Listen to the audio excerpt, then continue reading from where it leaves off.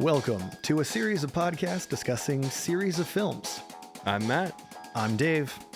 In a world inundated with prequels, sequels, spin-offs, and reboots, we ask the question, Do we need one more?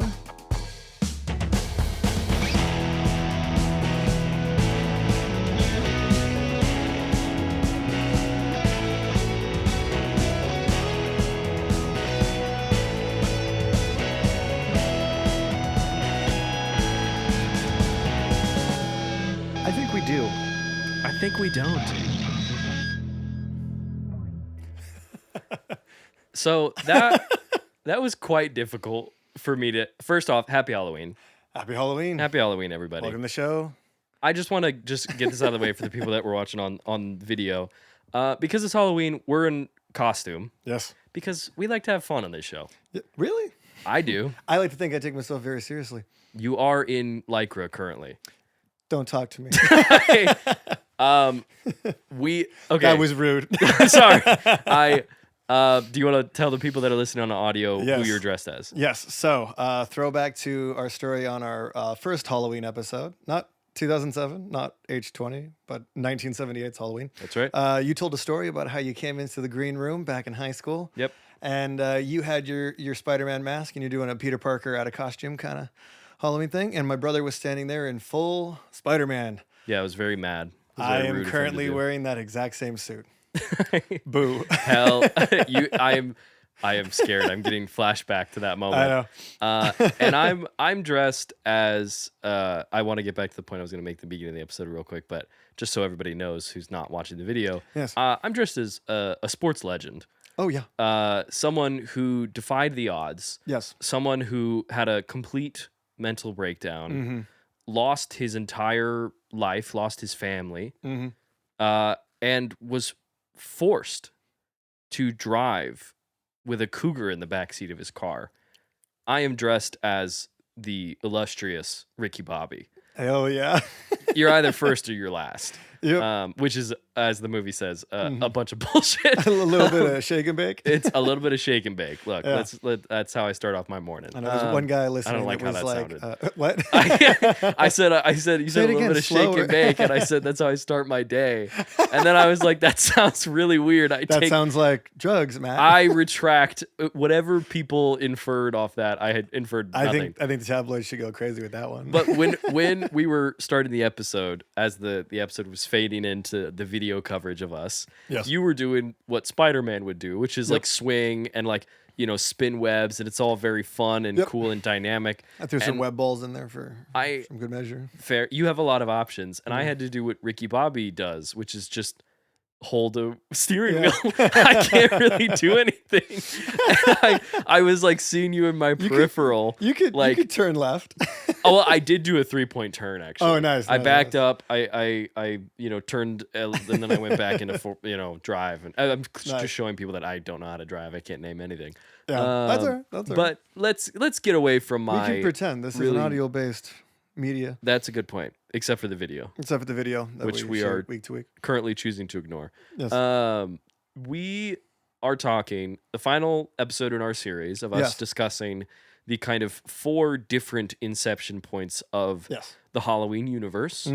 Halloween 1978. Yep. Halloween H2O 20 years later, part 1, epilogue, Dead Reckoning. and Halloween 2007. You've got the Blade Awakenings. That's right. My apologies. And then this week, Halloween 2018. Yes.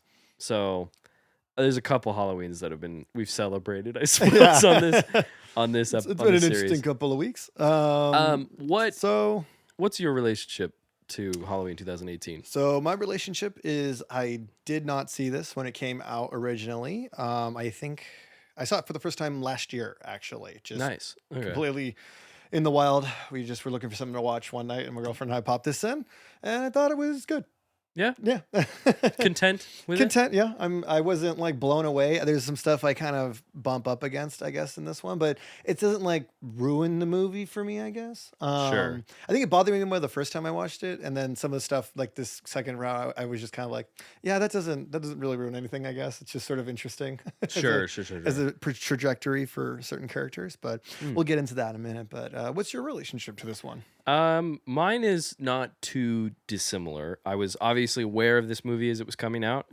I did not see it because I have, as I said in the first episode, I watched the first Halloween. I've seen the second Halloween, and I was certainly a fan, but it was one of those where like I was like, I know this is a reboot, but I'm sure they're going to refer back to previous movies, so I don't want to see it unless I've seen all of them, and now I'm just in that situation where I just didn't watch. I only watched the ones that we watched, which is only an additional 2 films. Yep. And those 2 aren't even canon. They're not even no. So, do you know what I mean? And one of them is a pretty just like direct remake of the original. Yeah. One's pretty one-to-one. But yeah, so I was aware of this movie. I remember the consensus being like pretty mixed. Yeah. And then the subsequent movies, which I was thinking about the other day,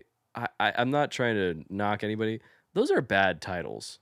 Yeah. Halloween Kills and Halloween Ends. Yeah. Both not very good. Yeah, I think Halloween Ends is okay, but it's a little bit better. It's just Halloween Kills is like one of those like that's like someone who's like I don't know. You ask, Halloween Kills. Yeah, bruh. It just feels like you're talking to Chicken Joe, which I would love to do. Chicken Joe, new protagonist. Yeah. Are you suggesting a reboot? If it involves Chicken Joe, I'm suggesting whatever involves him. Yeah. But yeah, so I kind of and then when those movies Big came Z out, teaches Mike Myers to build a board and then just they go to surfing. chill out, man. Just this trust is the wave. They rewrote that Beetlejuice goes to Beetlejuice goes Hawaiian. Goes Hawaii and Mike Myers goes Hawaiian. There's something there. There's some narrative runway. Do we dare tempt fate saying that out loud into the internet? Michael Myers himself is fate, in a sense. This is true. He's like, yeah, baby, yeah. But yeah. So when the subsequent movies came out and were even more divisive, I think. Yeah, it sounds like with each release, it just got like even worse reception. Yes. So I just kind of was like, maybe I'll get to those at some point. I'm, you know what I mean? I was just like, I'll just rewatch the original. Was kind of where I stood with that. I was like, maybe I'll stumble my way into them, and I suppose in a sense I am currently doing that now.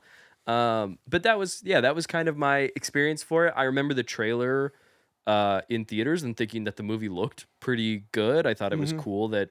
Yeah, the trailer for this was pretty cool. I remember when it dropped. I think it starts with like that sort of wonder that they have in the movie. It's that, and I think one of the trailers starts with what is essentially the opening of this movie, which is the 2 journalist / podcasters holding up the mask and everything. I was like, I'm a bad journalist. Yeah, it's that is a bold fucking move.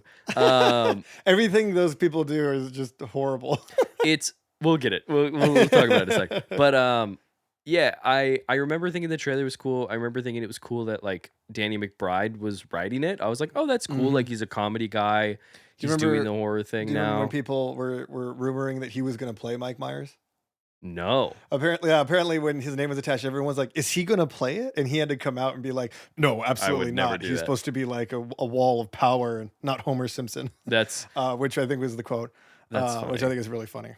Yeah, I mean, it does seem like this is a movie that is in some way made by people that do really enjoy and appreciate the original.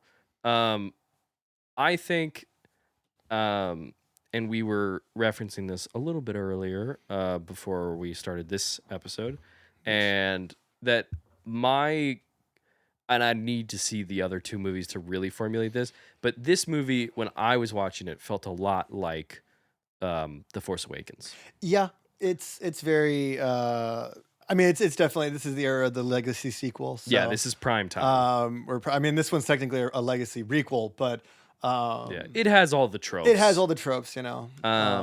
Yeah, I think this movie is like, it's it's not like poorly made. No. I think it's one of those things where like, and we've talked about this off air, and I feel like maybe we've brought it up on the show before, but like ultimately when it comes to like my appreciation for a movie, I will always appreciate a big swing, Yeah. like a real genuine attempt at trying to do something unique as opposed to just kind of like, finding the greatest hits. Yeah. And I do feel like this movie is kind of doing just the second thing. It kind of is. It doesn't really do anything super new and exciting, I guess. I Just, I can't think of one thing it's hasn't never really been done in this one. I thought, given this was my second time in very recent memory watching this, I thought this was pretty boring, to be honest. Okay. I think the first time I watched it, I thought there were parts that were definitely like scary. Or like, ooh, he's Sure. coming, At this time around, I was just really bored. Yeah. Which I don't know if that's blasphemous or not. So No, I mean, feel free to let me know in the comments if I'm wrong. I if think you guys think I'm a big doo-doo head for not liking this one. let him know. Let Put me it know. in the Come comments. at me. Come at me. Ah. Send him Instagram DMs. Send me death any threats. of that. Please don't do any of that. And then your best jokes. That's true. I'll read them live on the air. Send us jokes and memes. I'm over here like Tony Stark, like my address is. Yeah, they're just calling out. No, but I think, and it kind of hit me. I was aware of it as the movie was going on, but it really kind of hit me as the movie kind of was reaching its third act. That I was like, this movie has no protagonist.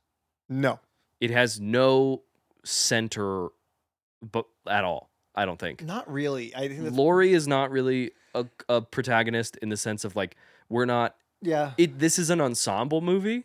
Yeah. But I think what makes that difficult is that this movie has some of the horror stuff that we've talked about in previous episodes, where like, some of these people are kind of just bodies. And so when you do an ensemble piece just with an characters, ensemble of red shirts, I guess. Yes. So that's exactly it. Is kind of how I felt coming out of this movie, where I was like, I'm not really connecting to anyone. Yeah. And so I don't have a lot of stuff to hold on to. I think it kind of takes that for granted a little bit. Like even especially with like Laurie Strode, they're like, here she is after all these years and all this stuff. But I don't really feel like it's exploring any of that pain in a way that is meaningful, I guess. Cannot believe that I am saying this, but I think H2O does a better job. I would agree with that.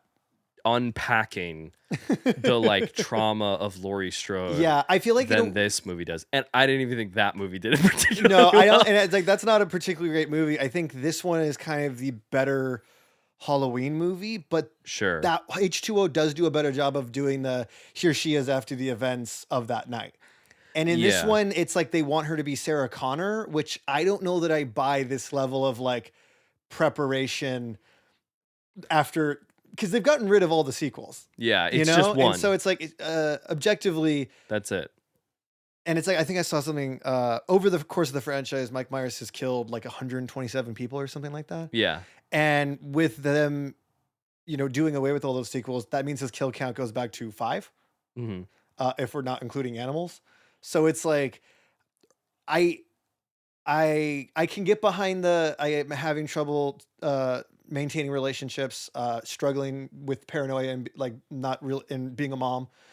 I don't know that I buy the kill box. You know what I mean? Like the bunker and the fences and everything. Like I understand being like, I'm going to train, my kid's going to know martial arts or like self-defense and how to shoot a gun.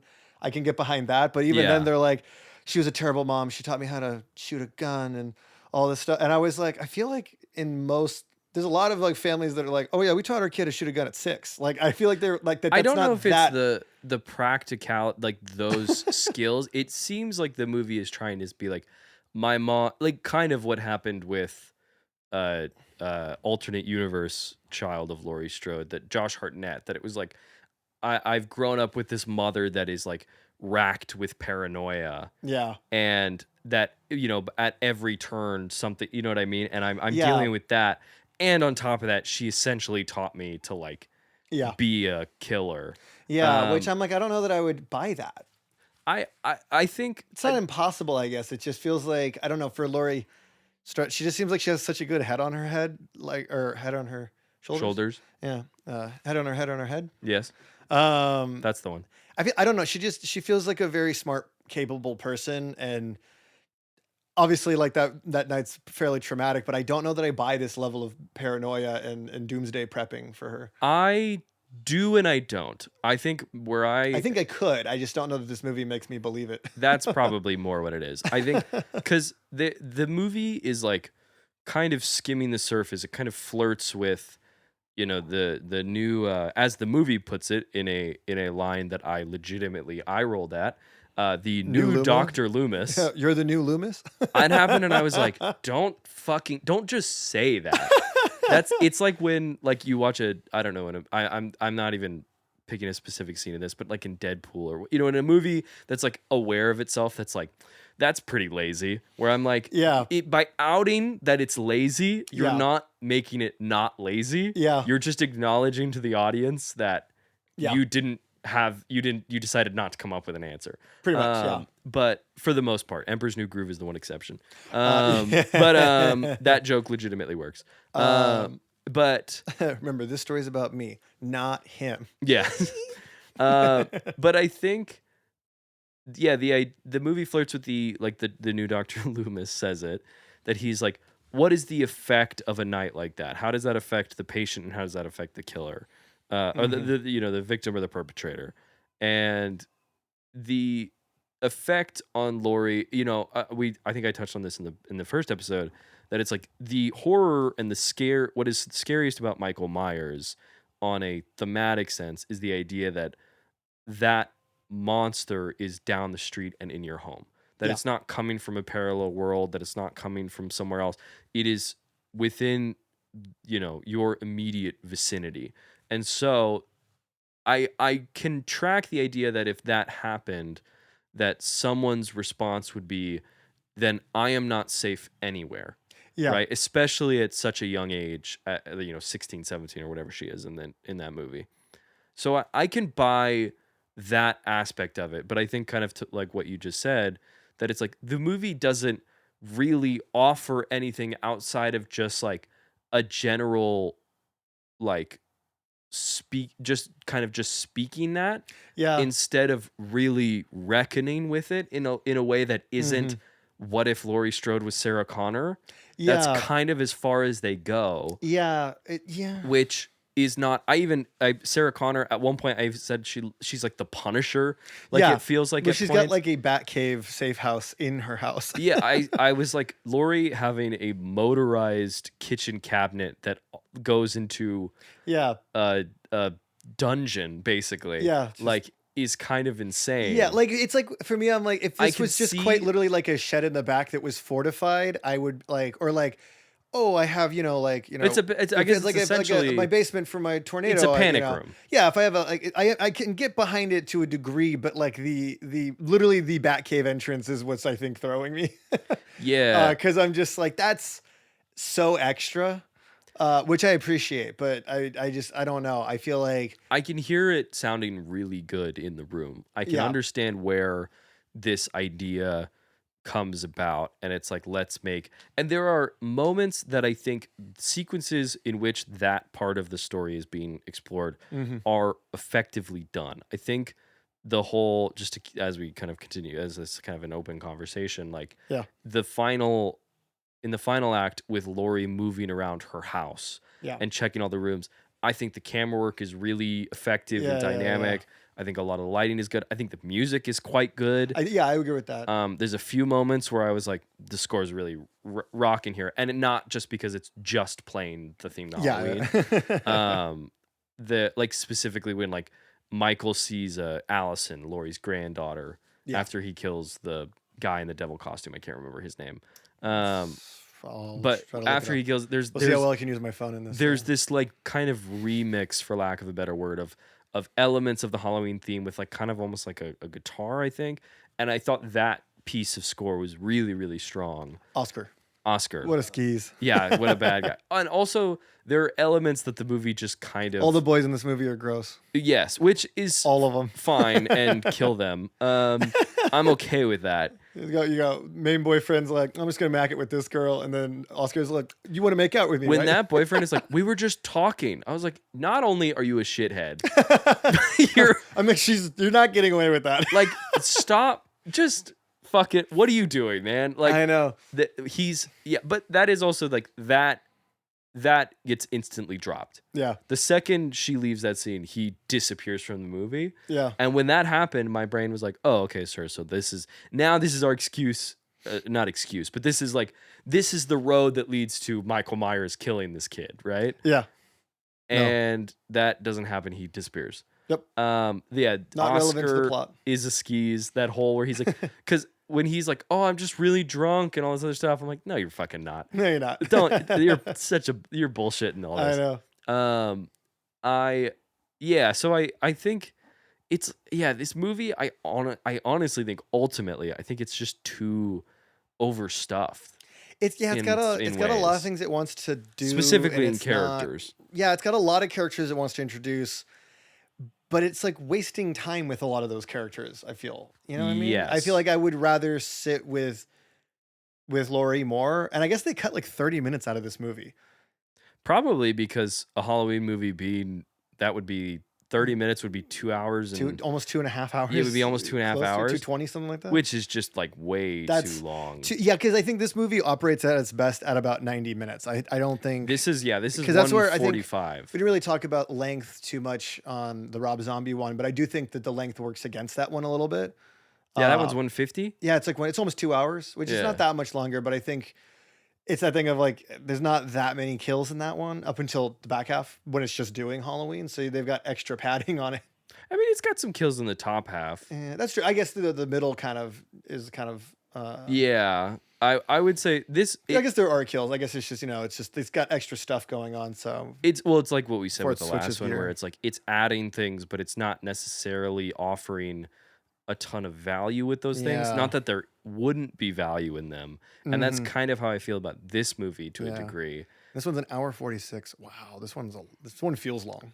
Yeah, I also think that's not good. And we talked about in the original film that like that film is funny, but in a way, you know what I mean? It's kind of like cheeky, kind of. Yeah. This movie is funny. Mm-hmm. It has jokes. And I think the jokes are quite funny. I think they work for the most part, yeah. But I think they are kind of out of place. Yeah. And this is the thing that I was talking about with like, ooh, wifey. Sorry, my fiance is calling me. Let me just text her real quick. I'll vamp. Dun dun dun dun dun dun dun dun dun dun dun dun dun dun dun dun dun. It sounds like I'm saying downtown. Like downtown.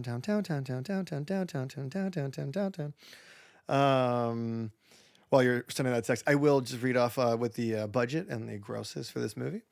Too bad I just sent the text. You don't get to do that anymore. Dang it. No, go ahead. No, I was going to say, so we know the original one was made for about $300,000. Yep. And I think when you adjusted for inflation, I think they 1.1. Okay, then that's not what happened here. Okay. But so this one cost $10 million, which is not a lot of money in today's landscape. In this landscape, yeah, you'd think that because I think the Rob Zombie one is probably like 60, 80 mil easy. Is it really? Oh my God, I'm looking maybe up. you should look it up. It probably actually, if the number jumped to that, they probably wouldn't have backtracked. But yeah, so this one only cost $10 million to make. It grossed 159 at the domestic box office and $259 million. $15 million budget. Oh wow, okay, so but that's still cheaper. Yeah. But yeah, so this movie is the second highest grossing movie in the franchise. Nice. Behind which one? I don't know. The trivia did not stay. Probably the first one, right? Probably the first one. Probably just purely for from a inflation, number. it's gotta be Yeah, the because I first think one. you said it made something like It was like 200. Yeah. So and then that one cost even less, even with the inflation. So profit that's coming. The profit margins on that one is probably still the best there, unless one of the new ones. I could see maybe Kills somehow being kind of a big hit, being a good one, but it's hard to look things up in this. With the gloves. This is a prison, Matt. But what was the thing that I was saying before I had to text Laura? We were talking about length, I think, and then no, you're talking about jokes and how Yes. some of these are out of place. I think they are I've very. gotten good at paying attention to conversation. Hey, thanks. Since having a girlfriend, That's it. Well, it's certainly one of the many having important qualities to ADHD have. and being a good listener are not qualities that go together. But I do understand. I've been that. working on it. I think because they're so, and understandably to a degree, indebted to the original, and they want to. I mean, they're using the same font. They've brought Carpenter in to do music for this, and they're using a lot of the same score. They have the pumpkin opening. They have except the this pumpkin time it's theme. regenerating, not rotting. Kind of fun, I suppose. Kind of fun. I don't think it really plays out in any thematic way. Which, There's a lot of stuff. It was a little disappointing, but in the movie where I go, that's kind of fun. But I think because they're like trying to do the original so much that when the movie kind of stops to do like a Danny McBride style comedy scene, it feels a little out of place despite it being funny. Like the moment with the kid and the babysitter where he's like, you're talking about weed? And she's like, no, it's a magic trick. He's like, don't fuck with me. I know you're talking about weed. Yeah. Like funny. Very funny, but very like Pineapple Express. Yeah. The banh mi sandwich bit. Yeah. I quite liked. Like when he's like, I got a brownie I made from home. And he's like, you look like a 6-year-old. Like all of that I think is in a vacuum. It is funny, but it's like so out of place in this movie. My letterboxed review was, I too enjoy a banh mi sandwich. I do see. I do think it works within itself, but the movie does. It really feels like even the stuff with the babysitter with like the weed stuff. I was like, this scene is going on too long, and it's not even a long scene. It's like maybe 2 minutes. Yeah, it's not that long. But it's I was like, this is the way too pacing long. on this movie isn't great, which I've kind of already said. But not to just keep beating that horse with that. No, that was fair to bring up. But how do we feel about him escaping again during transfer?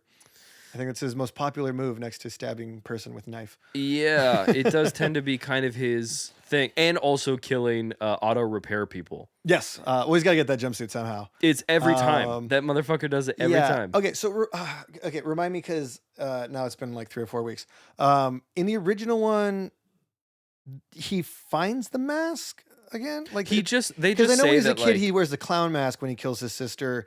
And then I think when he's just like roaming the streets, he just grabs a mask. We don't ever actually see him take it. There's just wearing it later. Okay. There's a moment where they talk about a break-in, I think, to one of the general stores, and I think they say like a mask was taken. Yeah, like a mask and like rope. And a knife. Or something like that. So we never actually. He just has technically it on. It's just a mask that he finds. Yeah, it's God. This is such an interesting franchise because it's like that is so iconic, but it's like realistically, not even realistically, but like just per his character logic, he could just be wearing any mask.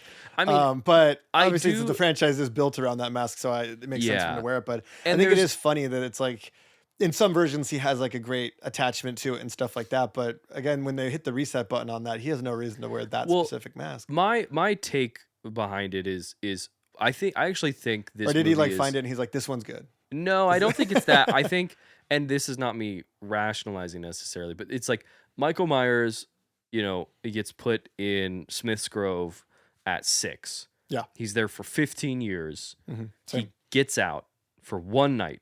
Yep. He steals a mask, puts it on.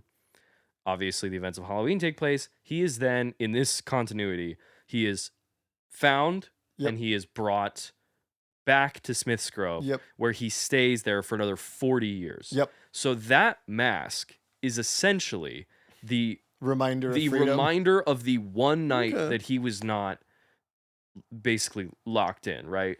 And I think that's where this version of Michael's connection to that mask makes a little bit more sense. I like that. I can buy into that. But also Michael Myers is a character that you're not really supposed to understand or rationalize. Yeah, you're not supposed to connect to him in any That's way, just me being like, how do we as an audience rationalize why he's wearing this fucking mask again? Yeah. I do think the mask looks good. I think this is the best it's looked since the original. Which also is kind of a knock against it in the sense that the original was made for like $20. Yeah, And this cost like probably more. thousands. Yeah. That they were like, apparently they were doing molds and like trying to recreate. And it's like, even with it looking the best, it still doesn't look as good as it did in the original. Yeah. Partially because I think they're trying to make it scary, right? It's aged and wrinkled and all this other stuff. Yeah, and it's like for the new demographic, you gotta kind of Like you have sex to it up like a bit. you have for to lack like of a better word. yeah, it just has to it like or more cinematic. You know what I Yeah, mean? that's actually probably a better word. It's cinematic. It's fine. But like the teens in this morning. This movie. I can't talk. This is It's also it's the lycra. It's suffocating me. hey, I understand. I'm losing brain cells. It's okay. I'm also in this sweatsuit basically. I know. I almost wore sweatpants too, so I could do Spider-Verse. Because I was just thinking with my doughy body that that's the look I should be going for as Spider-Man. Never. But yeah, I think not to knock myself too much. I think doughy, but doughy nonetheless. I think this movie is like there are things that I like about it. I think Smith's Grove looks quite good. Mm-hmm. I love the choice. I don't know if they found this location or if they designed it. I'm assuming they found it. Like chessboard looking. The chessboard looking thing I think is really cool. Yeah. I'm curious if this is based on anything. There's something kind of cruel about the way this movie seems to like look at people with mental health issues. I mean, it certainly does. It does seem like you just leave him chained there in the sun for 10 minutes. It feels like, honestly, like how we're still kind of trapped in amber with like how that stuff was viewed in the 1970s. Like it's a little bit, yeah. Like you look at like, I don't know, like I'm not trying to dog any movie necessarily right now, but like, there's a lot of conversations around movies like Split, that frame things like dissociative identity disorder, in a thing that is a bit, aged, is what I will say at the very least. Yeah. And so there's certainly, I think, aspects of that with this. Yeah, I think this movie is like kind of effective. Yeah. But it's also like it has its moments. I find myself saying the same thing that I've said with all these other movies that we've watched where I'm like, if I want to watch a movie that reminds me of Halloween, I'm just gonna fucking watch Halloween. Yeah. Which is why I appreciate a big swing over hey, look at this thing. Isn't this like the thing you liked when you were younger? Are you saying they should take a page out of Jason X and shoot him to the moon? Sure. Put him in a big rocket ship? Yeah, I don't give a fuck. Kill people in space? Yeah, do it. That'd be crazy. Like, we cryogenically froze him. Hopefully we can uncrack his mind there. Yes. Yeah. Oh no, he's stabbing people. It's an interesting thing that we've watched basically the same movie in a lot of ways. And maybe that's why I found this one really boring this time around, because I just literally had like 3 in a row of You're like, the yes, same plot. I understand Halloween. I get it. He likes to escape during a transfer. He's obsessed with Laurie Strode, sometimes because it's his sister, sometimes just cause. How do you? I know in this one it's like not the sister thing, but what do you prefer? Do you prefer them being related, or just the fact that it's like she's the one that got away? Well, I will say we haven't seen the other two, so we don't know if they dropped that bomb later in the series. I looked ahead. It doesn't sound like that's something that comes up. They don't do it? Not to my knowledge, no. Okay. I think the idea was because in the first movie it is just supposed to be random killings, and it just seemed like in the original he only latches onto her because she seems to be a babysitter and she has qualities that remind him of his sister. Yeah, she comes up to the house and she's there at the house, and he just sort of fixates on her. Supposed to. It doesn't go anything beyond. That looks like a good target, kind of thing. So it's like that funny thing of like she's got this like he's come back for me kind of thing, and it's just like, has he though? Yeah, it is. It seemed like purely lucky that he just he made his escape near this particular town. I mean, hypothetically, you could say that it's. But he does seem to be hunting her also. But there's no really reason for him to. She is the one person who he's the one that got away. She kind of. Well, there is that moment. Honestly, they should have played with that like a really like a dark rom-com in a way. Well, they have a line referencing it with Oscar where he sees Michael and thinks that it's the neighbor, and is like. You know how it is. Like, I'm sure you've experienced it where like you see a girl and like you just can't seem to get her. And he's talking about, what he's talking about. And then there's that like irony of like Michael trying to come after Laurie. So like the movie kind of you know, Yeah. brushes against that idea a little bit, but it's not like, again, it's like Michael is not to be understood, which is why, like I said in the first episode of this series, where I was like, I think making a sequel on a narrative level, which is the only lens that we really look at on this show, Mm-hmm. is a mistake, because then you have to explain why he's doing things. But the whole conceit of Michael Myers as a character is that you cannot explain why he does these things. He just does them. And he is, beyond humanity in that sense. And so that is the issue with all of these movies, basically, is that they're trying to unpack a character that is in its genetic code not intended to be unpacked. Yeah. In a way. Yeah. Like, you know what I mean? No, I totally agree with you. It's like that thing of like, well, he's like, in a way, the star of the franchise. So they're trying to do stuff with him.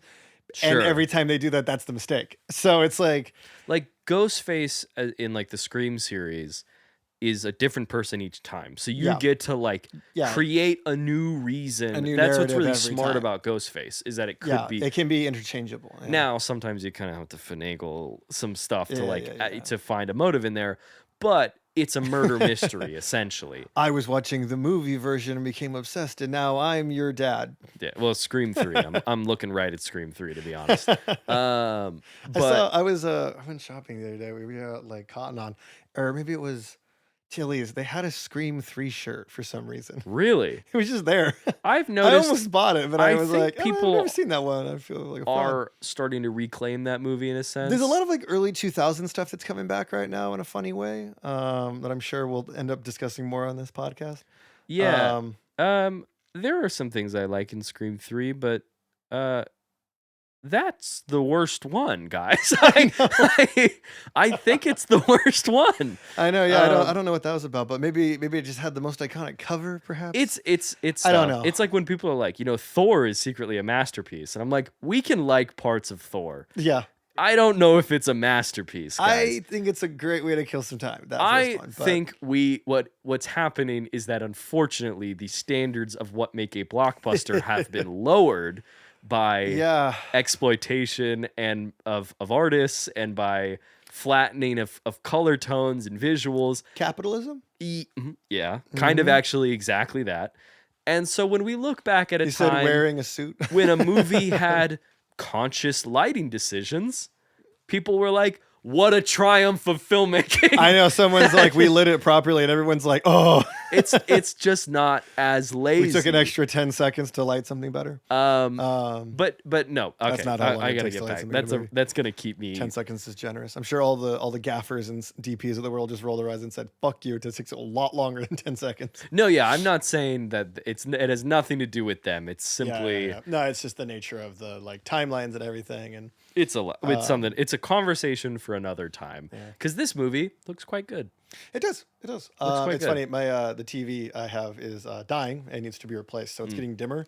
So this movie was very hard for me to watch in certain parts, just because I purely could not see anything. Yeah, it's not the best movie I've ever like. That's the best looking. No, movie but ever. like it's in conversation with the cinematography of the original one, which I think is a smart choice. I don't think it looks bad. Yeah, it looks better than it looks bad.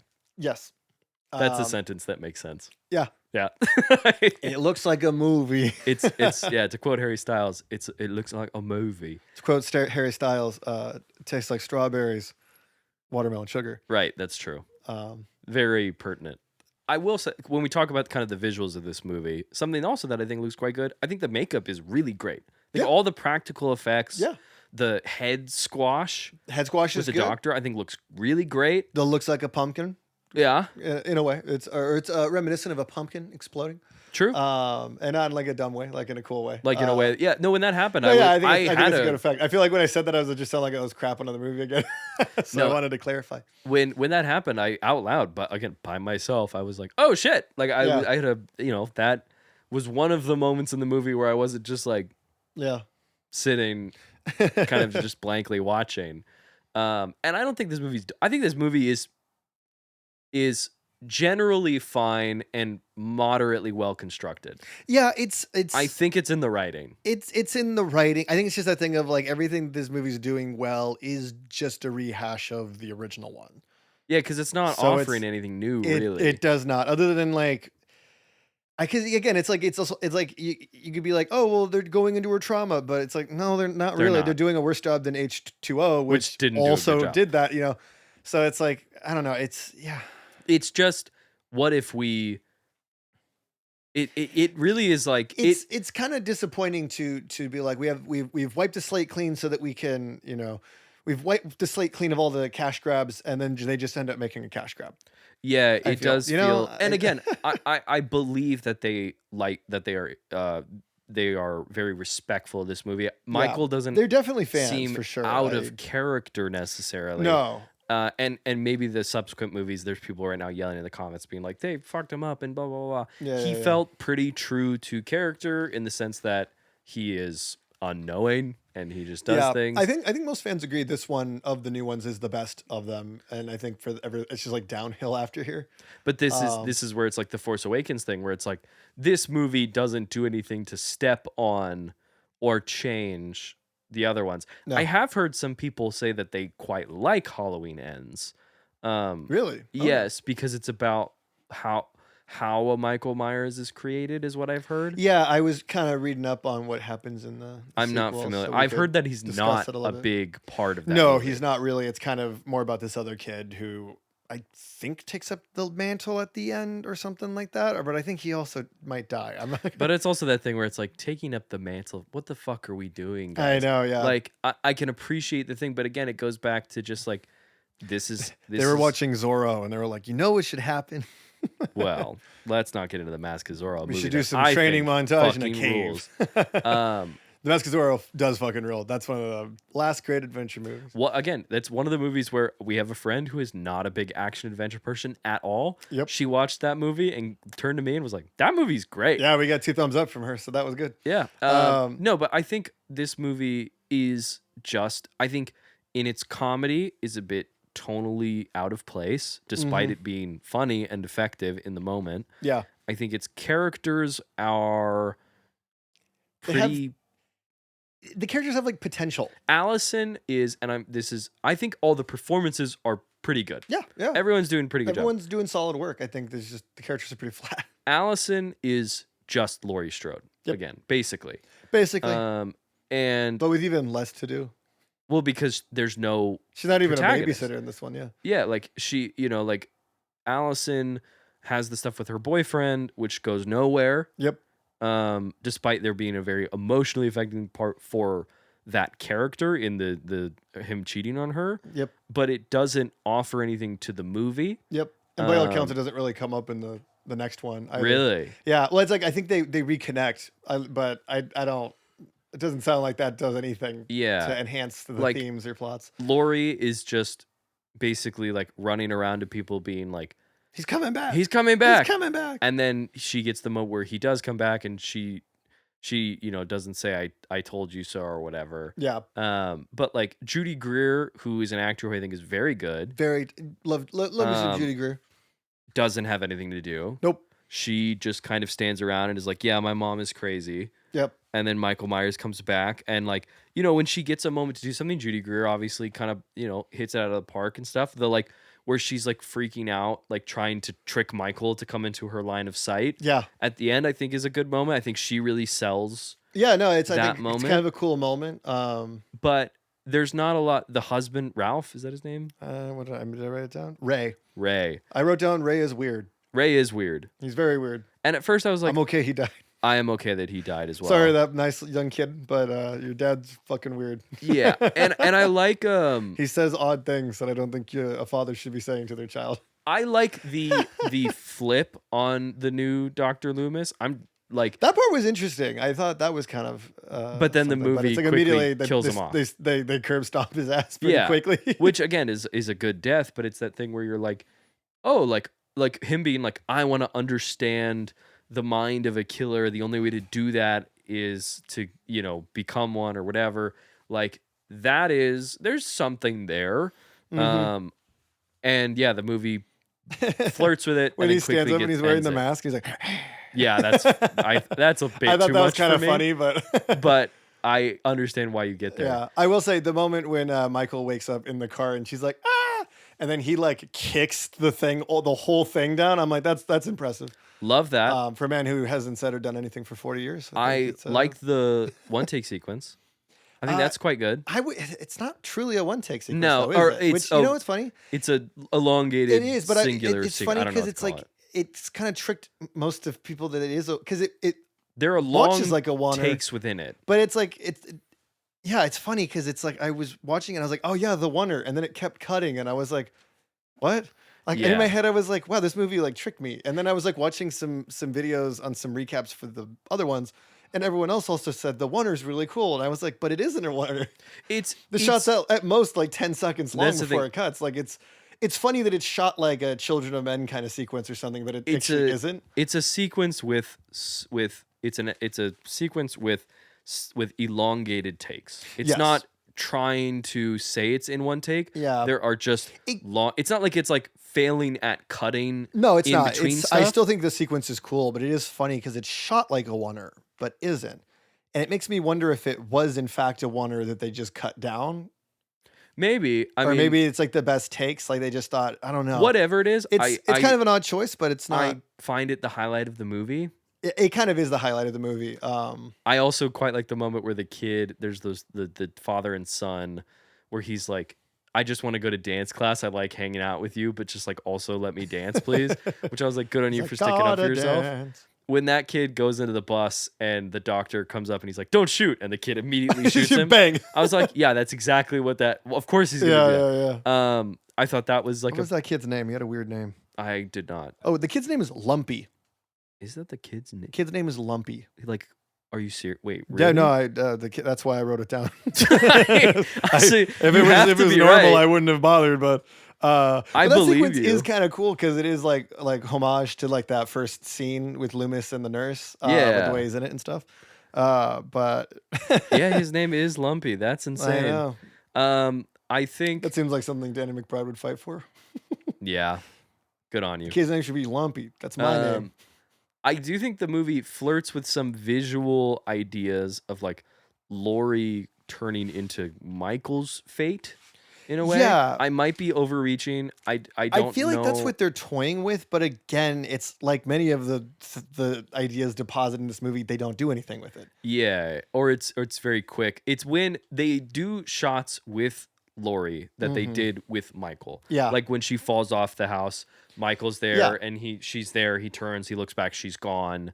There's her in, when after Judy Greer shoots him, that she comes out and she's got the light across her face in the darkness like they did in 1978. There's another one that I can't think about right now. I'm trying to think talking about the shot where she like emerges from the shadows and she's like, get him.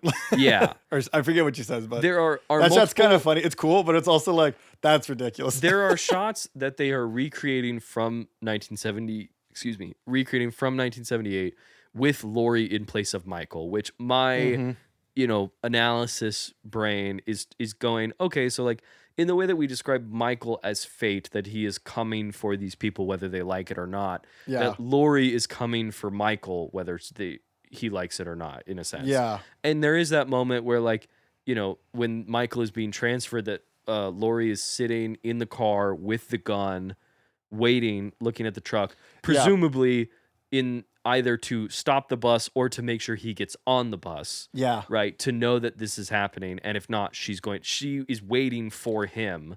Yeah. And then she gets emotional and, she kind of like obviously has a very, a bit of a emotional response from all this.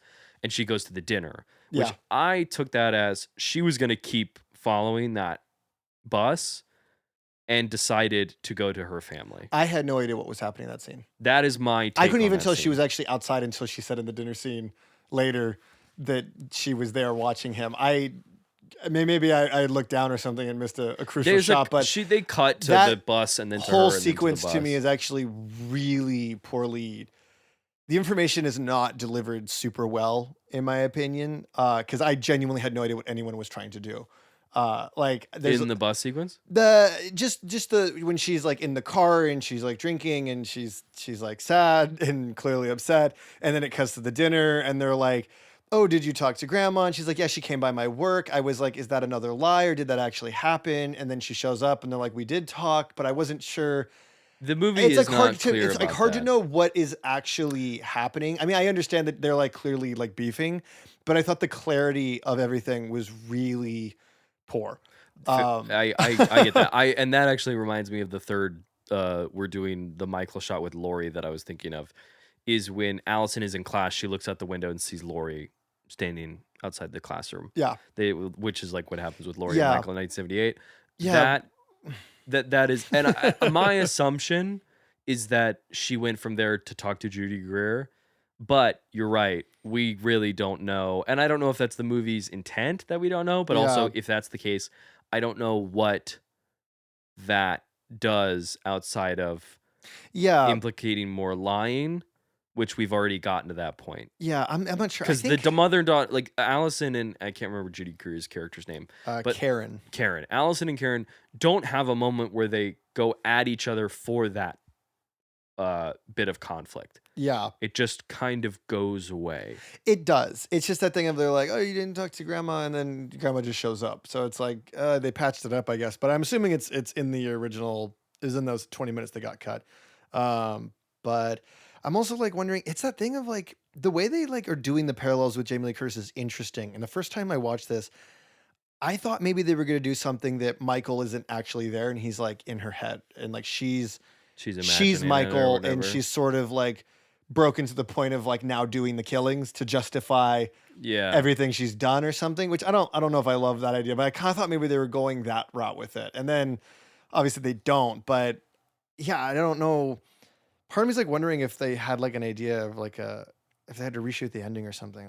It doesn't seem like, I mean, I judging by how revering this movie is to the original, it would shock me if an original ending was Laurie Strode is now the killer. I think that I don't know if I can see the people who made the first 2/3 of this movie making that final third, if that makes sense. Very true, yeah. But yeah, I like parts of this movie. I think the actors are all pretty good. Officer Hawkins, the like new guy, he's good in the movie. The character is just sheriff. You know what I mean? Just a sheriff, which is not a problem necessarily. Sheriff Brackett in the original is sheriff. You know what I mean? He doesn't really have. It's not like he's like this like three-dimensional character. But I just think that movie is a little bit more focused in its characters. Whereas like this one is like it's just introducing a lot, and it doesn't feel like it's very clear on what it's wanting to do. Yeah. I agree with you on that one. It's like you said, it's if you want to watch a Halloween movie, I'm just going to watch the original. Yeah. And it ends like Halloween 2. Is that how it ends? Halloween 2 ends with them locking him in a kill box. Well, it's set in a hospital. Okay. So Halloween 2 ends with them, or Dr. Loomis, kind of like sacrificing himself by like lighting.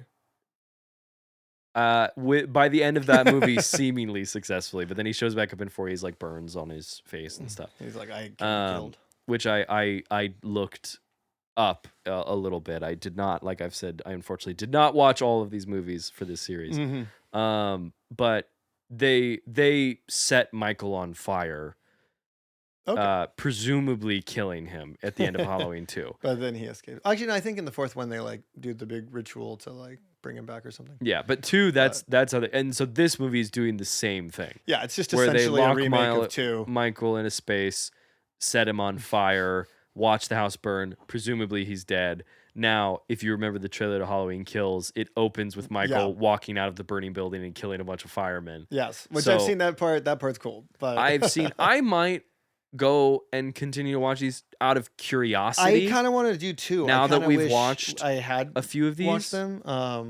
But I do like I think what's exciting about the way that we're doing it for this series is that it's like from a foundational level, what are you offering that will allow us to continue this series? Yeah, other than just nostalgia. Other than just nostalgia or money. And I frankly think the only reason that there was this film or the sequels were kind of because of those two.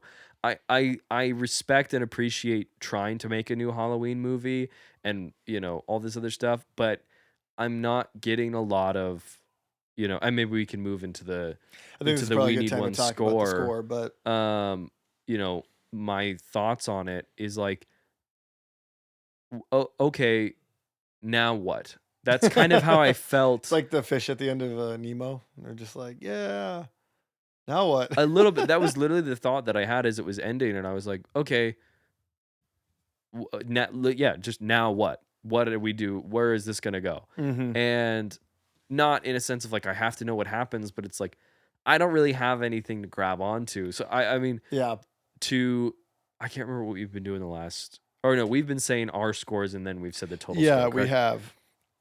I We have the score now. I gave this a 1 out of 3. Yes. To explain the We Need Win score for people that are not privy to this, and you know, as we continue to do this, I'll probably explain it less and less over time. Yep, I got 3 categories. 3 category. Do you want to give it? 3 points, 3 categories. You should explain it. First category and point is for quality of film, generally like a Roger Ebert thumbs up, thumbs down. Yep. We do allow it's basically half a point or 1 point in terms of a film's construction, its characters, its pacing, its sequences, stuff like that. The general quality of the film. Point 2, another half or full point is rewatchability or enjoyability. Even if the film is successful in what it's trying to do, how much are you willing to revisit those characters and revisit that world and all that stuff? And then point number 3, again, allowing a half point or a full point, is narrative runway, which is kind of the core thesis of our show. Are there themes, plot threads, things to explore in a sequel that are fertile ground? As I said in the episode on the first Halloween, how much water is left in the well? Yep. That is where we stand on those points that are allocated. The 3 of us in this room, me, Dave, Dish, we each get the opportunity to award it a full 3 out of 3. If it gets 3 out of 3s across the board, which gives it a 9 out of 9, one of us is allotted the ability to give a bonus point, which jumps it into a 10 out of 9, which gets it basically into our Hall of Fame board. Currently, we have 1 movie up there. It's Back to the Future. You're welcome. Yeah. We're asking the hard questions here, guys. Yes. And one final note with this, the general, do we cumulatively need one more, is if the score out of 9 is a 5.5 or above. If it's a 5 or below, it is a no. That is how we stand. That is the current ranking of this series. If it changes at some point, who knows? But right now, we're all feeling pretty good about that. Yeah, right now, that's those are the rules. So get used to them, punks. When it comes to quality of film, I'm giving this half a point. Okay. I think there are elements of it that are okay. I think it is generally just kind of trying to do the original in a lot of ways, but not in a way that is like the Rob Zombie one where it's like, well, let's put it through Michael's lens. Yeah. Not like H2O where it's like the same thing is happening. You know what I mean? It doesn't. Yeah. It feels less. It just feels more like, especially in the landscape of legacy sequels, it feels like it's just wanting to do that again. Yeah. So I give it half a point for that. When it comes to enjoyability, half a point, pretty rewatchable, I think, in some sequences. But I do think the highlights, it's one of those things where it's like, I feel like people generally are probably unfortunately, going to YouTube and just watching those clips. Yeah, you probably just do that. And as we've said prior and on this episode, if I want to watch a movie like Halloween, I'm just going to watch Halloween. Do you think that's a t-shirt for us on this show? Yeah. If I want to watch Halloween, I'll just watch Halloween. I think we can sell some shirts. Yeah. I think that's pretty good. That's kind of where I stand with that. I was never falling asleep, but it's not offering a ton of new ground for me in that sense. Narrative runway, this does not get a point for me. I think its characters are so scattered that I'm not necessarily seeking exploration on any of them. um, in a new way. I think in terms of plot threads, I mean, it's that thing where it's like we don't see Michael die. It's like I'm aware of how horror movies work, and as we talked about Halloween Kills, like I know Michael is probably still alive, but also like I'm perfectly fine if he just died. It's not grabbing enough for me, especially because we've already done this. Yeah. Remember Um, when she chopped his head off? And it yeah, turned that out was he a cool, man. paramedic? I liked that. I was like, Yeah. that's kind of insane. That is. And then in Resurrection, they're like really fucking jamming Which in version an explanation. is more insane? The H2O version of Laura Strode or this one? This one, I think. I would agree. I think it is. I think it's this one. Yeah. Insane in like a Like it just like her general her obsession characterization with Mike Myers, I guess. I feel like she's more like, because obviously her obsession with this ruined her life in this one, whereas in H2O she was able to become the headmaster of a private school. yeah. And so I just, even with her stealing an ambulance, sort of randomly. No, I think that version of Lori feels a little more. I understand that Lori. I think the movie makes me understand that Lori more, even though it's not that much. Sorry, I keep adjusting myself. Yeah. I'm sliding around in this lycra suit. And It's fair. driving me insane. So those are my out of 3. I give it a 1. Yeah, I also gave it a 1, basically for the same reasons. I thought it was well constructed for the most part, but while I found it enjoyable, I don't find it very rewatchable. Yeah. I think, cause I mean, the first time I watched it, I didn't think it was very boring, but the second go around, I was just like watching the like timer go down a little bit. And yeah, no, I don't think there's any narrative runaway. I don't find the characters particularly interesting enough to keep going. Yeah. I wish I liked this one more. I wish this was more interesting to me. It just I can isn't. respect some of this stuff. I love Danny McBride. I think he's very funny, and Yeah. I love a lot of his stuff. He's one of the funniest guys to ever be in Hollywood. So it's a little. I think David Gordon Green has made good movies. I was not. Did you mean Exorcist Believer? I was about to say I'm not particularly a big fan of Exorcist Avengers, which is what that movie kind of is. Yeah, basically. But I do love Leslie Odom Jr., who's the star of that movie. Yes, he's good in that movie. He is good. He's good. That guy. He's good in everything. You could be reading the phone book and you'd be like, I love Leslie Odom I'll Jr. be in the room when so that much. happens. But yeah, it's like I got a groan. So we have the total score. Dish has given in his points. Yeah. Or point. We will about to find out. Out of a possible 9 points, out of possibly getting we need one more for over a 5. Out of 9, Halloween 2018 gets a 3. Oof. That is a pretty strong. I don't think we've seen a score that low in a long time. I think it might be one of our lowest.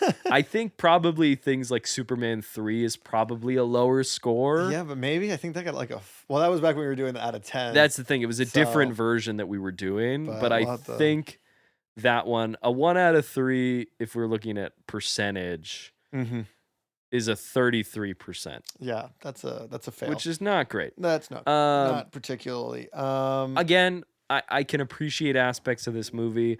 I don't, no one sets out to make anything bad.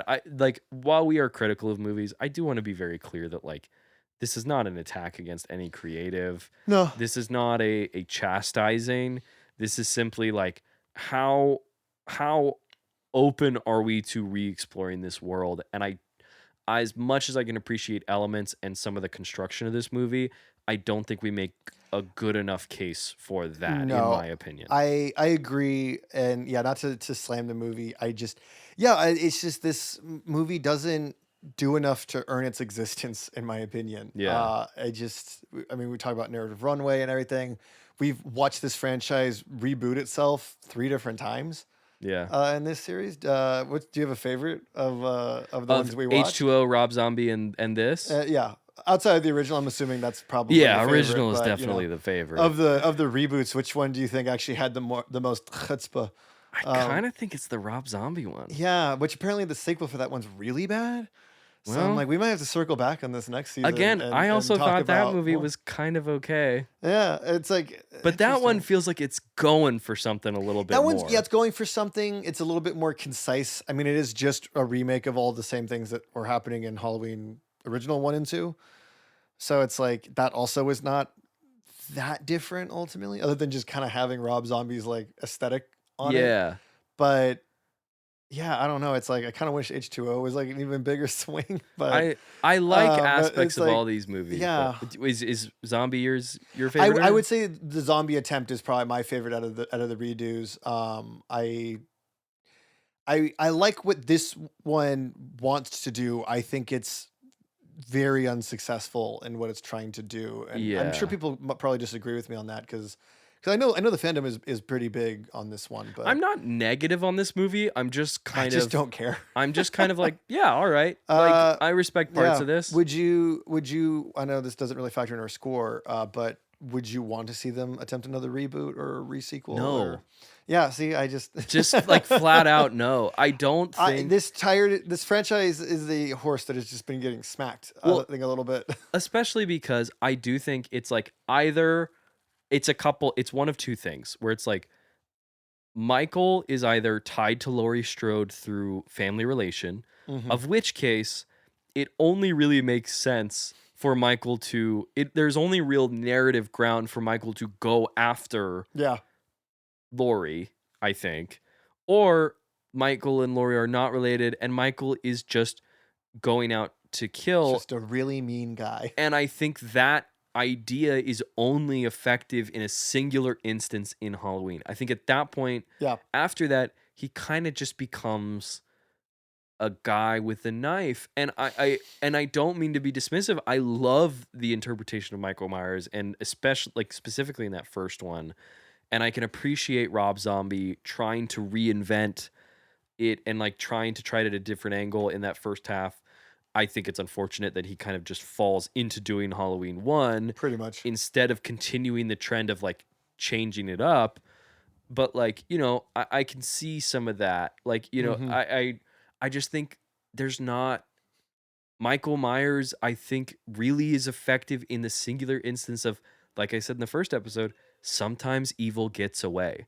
And I Yeah. think in revisiting that specific instance of it over and over and over again, and it's just new simple characters to kill off, there's just nothing there. Like I agree with that. feel This was like an exhausting series for me, I think. I liked this series a lot. Actually, I liked kind of like restarting myself and seeing where if there's how well constructed the trampoline is to shoot us into the second one. I know. And I don't mean to sound so negative, Yeah, but it is that thing of like this is the thing with the show is that it's like these movies make money and they constantly make money and I can understand they do.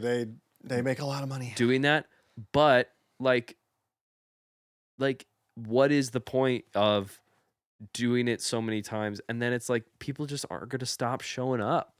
Yeah. Like the diehard fans will come. It's like Marvel movies or whatever that it's like the diehard fans will more than likely generally always show up. But if you want to get people in seats, you got to do new shit. You can't like from a continuing a series or from just making new shit. Like No, not possible. Spencer brought it up like Michael Myers Pre-existing IPs only. was essentially a commentary on the time Yeah. and we're not in that time anymore. Nope. Make something based on when you have something that's based on things that are pertinent to the time. And now this specific instance I'm going to bring up is something that has been pertinent for all time, unfortunately. But like Get Out is a horror movie that was, you know, very in conversation with humanity and us and things that were going on in the country and have continued to go on in the country and you know, and like that is an instance of that being really successful, you know, Yeah. and commentating on stuff. I mean, you know, we talked about wealth in that first episode of like, you know, of rich people kind of looking down, and there are certainly movies that come out now. I'm failing to think of an example right now specifically, Like a horror movie. horror or otherwise, Okay. that like that are, I don't know, Triangle of Sadness, I suppose. Like, I haven't seen that one. it's good. I know some people that maybe don't love it, but like, I just think, like, The Menu. if you're gonna make, honestly, The Menu is actually not a terrible example. I got it right. But No. like, make something that is pertinent to the time. That is what Halloween did. Yep. And if you do that, and if it's authentic, people are gonna buy into it. If it's bullshit, people are gonna recognize that it's bullshit. Yeah, I think audiences are pretty good at recognizing a cash grab when they see one. Yeah. Even if they still buy the ticket, and if they do the first time, that does not guarantee that they will be doing it the second time. Generally, they don't. Generally, they don't. I looked at the numbers. The Halloween movies for this make progressively less money. Yeah, of course they do. But they still, crack 100 million. So they're making enough to keep making them, I guess. But yeah. Especially when you make it on this is why when you make them at a so fraction of the cost of everything, it's they're just gonna. I mean, we talked about it. The one producer said that they're not going to stop anytime soon because they just make too much money. Yeah. But here's to hoping that inevitable remake sequel is something of a swing, something interesting, something that will make me give a damn. Yeah. Michael Myers is a Muppet. Hey, what about that? How's that? That's pretty good. I'm into that. Pretty good, right? Is he the one human character in a Muppet movie, or is he? Or is he the one? Or Muppet? is he an actual Muppet? Huh. Well, I guess that's up for them to decide. That is true. I've offered this to you. There it is, $1 million idea. Do you $1 billion idea? $1 billion pipe. Any final thoughts from you as well? I know I kind of rambled there for a second. No, I don't really have anything. I think this was a quite educational way about, starting and crashing and burning on the franchise. I know we kind of talked about like things that might happen in the sequels, but generally I don't think it affects enough to even bring up. So I'm good. Yeah, I'm good for this week's episode. If you are, I'm good. I'm feeling good. I'm ready to tell people what we're doing next week. Yeah, you want to tell them what are we doing? Well, I think it's important to look back. Where's the wind taking us? When we look forward, very good start of a setup. I've got you. I think when I will like wait. Mike Myers with his hands around someone's throat. I'm doing a second setup as well because it was already in my head. And Are you saying I set you up and you're gonna reset yourself up on top of my? I'm going to acknowledge that we're both setting up very good stuff. That we're both very good at our jobs. Okay.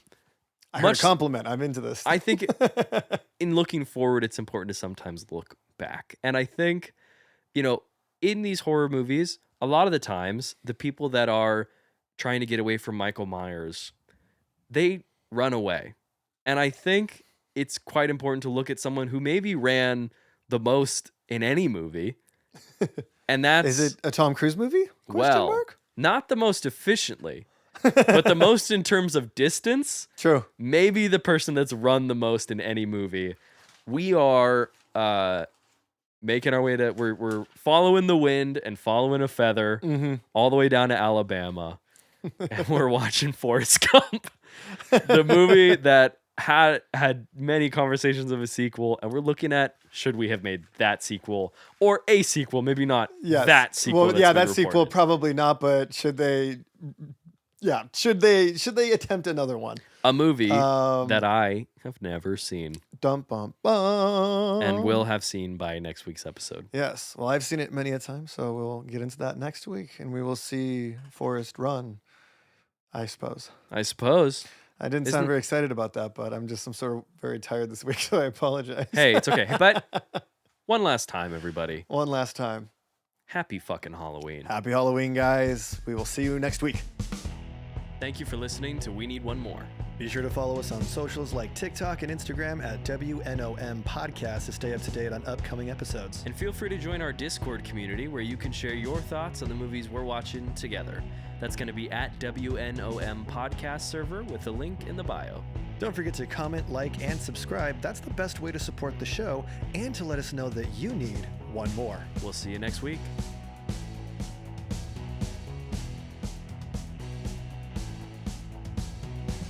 This podcast is produced by Pilot 9 and 9 Ball Creative.